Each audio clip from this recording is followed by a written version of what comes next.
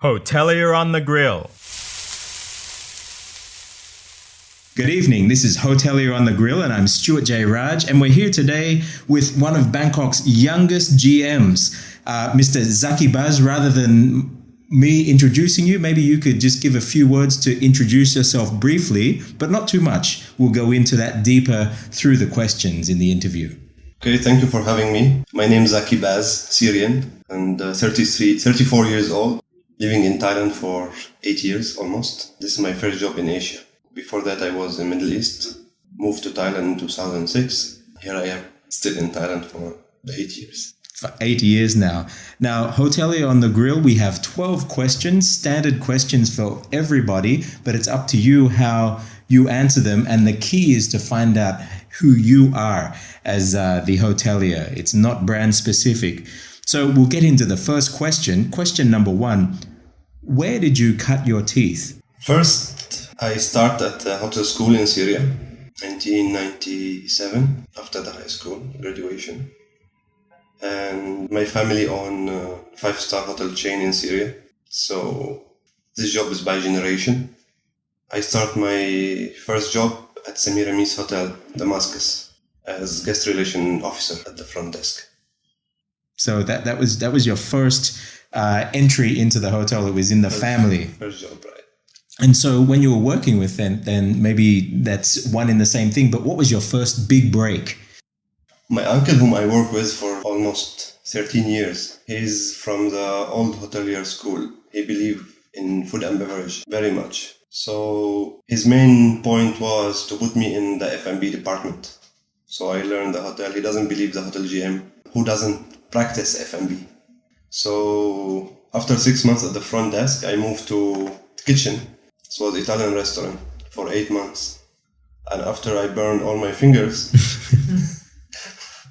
by the oven, I decided, no, I don't like it. So I moved to the sales and marketing department and back again to the F&B department for the catering. And I stayed there for almost 6 years, catering director, and moved back to sales and marketing. My first big jump was in 2003 when I was recruited vice president sales and marketing for five-star hotels in Syria, Lebanon, and Dubai. I was 23 years old. So that was a big jump. That was a big jump and the most challenging job I had and the most fun one. The most fun. Yes. And so this leads into our next question. Question number 3 then. At such a young age, somebody saw something in you. Why were you able to make it to where you are and where you did make it back then, where other people maybe failed or they didn't have that opportunity? Some hoteliers or some people or any kind of business, in any kind of business, people believe in step by step or in experience or practicing in certain position and growing up. Frankly speaking, I do not believe in that. I believe in creativity. I believe when you love something, you can deliver without any kind of experience. I do not believe in experience because this is not the key for success. Sometimes you may have bad experience in something and it cannot be translated to a good result in our 2013 or the 21st century. So when you have 20 years experience and you come to translate it in our days to success, it may not work. But if you bring somebody young with a fresh mind and fresh experience and knowledge how to do it and the way you do it, I think experience it's slowing people down. And when I come to Thailand, I think the company first recruited me is TCC Hotel Management, which is under TCC Land. It's the biggest company in Asia. Also, the CEO believed in young people. This was my first GM also, my first GM position. And the hotel was 4-star. We had great success. We've been also number 3 or 4 on TripAdvisor among 800 hotels in Bangkok. Now that's fascinating. Experience, it could be a bad experience. So it doesn't mean that it's necessarily going to be beneficial. And I think I'm a bit lucky. And so in saying that, and even looking now at everything that's going on, I'm sure that it's not all positive all the way. The next question, number 4, tell us about your darkest moment in your career. My darkest moment in my career, it was when we had to shut down Dubai Hotel and sell it off. I've been pushed to fire 200 plus employees, and one of them was my uncle. Oh no! Of course, he's back to Syria to work with us, but this is the worst moment. Yeah. I guess this is a We good work point. with the people for a long time. You know, they know me when I was kid, coming to the hotel to have a lunch or dinner, and become the moment when I become their boss and have to fire him or fire her. So this leads into the next question then, question number 5. How did you get through that? In business, which is I don't like, you have to treat people in business wise. You cannot involve your emotional and relationship, which is not nice. The moment you get more attached to people, will be more harder to work with them. And the moment the people get attached to you, it's harder to leave them or they leave you. So I think time can solve everything, and it's solved by time. Now everybody have a good career, everybody moved on, everybody. But at that time, it was tough. At that time it was tough, yeah, we have to shut down the hotel, so we have no choice. So for the next question, number 6 then, what drives you? My mom and my son, this will drive me. So they're the thing that push you on every day. You asked me first question. Before I get the big jump, I never liked to go to hotel school. So I had a girlfriend. Maybe it's not the same. Shouldn't talk about this. It's not one of the question. So it was 3 5-star hotel in Damascus. So every time I walk by the Meridian, it was my school is next to behind the Meridian Hotel. I tell my girlfriend, one day I'll be GM and I manage this hotel. So my uncle was too tough. So he always pressure and put me in the difficult job to learn the details, because he told me, you don't want anyone in the future to come and bullshit you. You must know what those people are doing. Not junior people come and bullshit you on their job. You must know what they are doing. And in fact, I know now all the hotel what they are doing in small position or big position. So I think my uncle was my godfather. He's the one who really encouraged me and pushed me to arrive to this place now where I am. That's interesting, because I know you haven't seen these questions, but question number 7 is, do you have a mentor? And if so, who and why? There's so many people. One of them, of course, is my uncle, who passed away in 2011. Is this is not the same uncle you had to fire? It's the same. No. This is the youngest one. So this is my uncle who I worked with him for a long time. I think he is a hotel guru in Syria or Middle East. And second person, my current boss, which I'm working for him already for almost 6 years. Both gentlemen, they are real gentlemen. They are real hoteliers. They always teach and listen. In the end of the day, and at the young age, you need somebody in your back as a backup, because you won't be wise enough. Right. So can you tell us about an experience in your career that's really made you proud?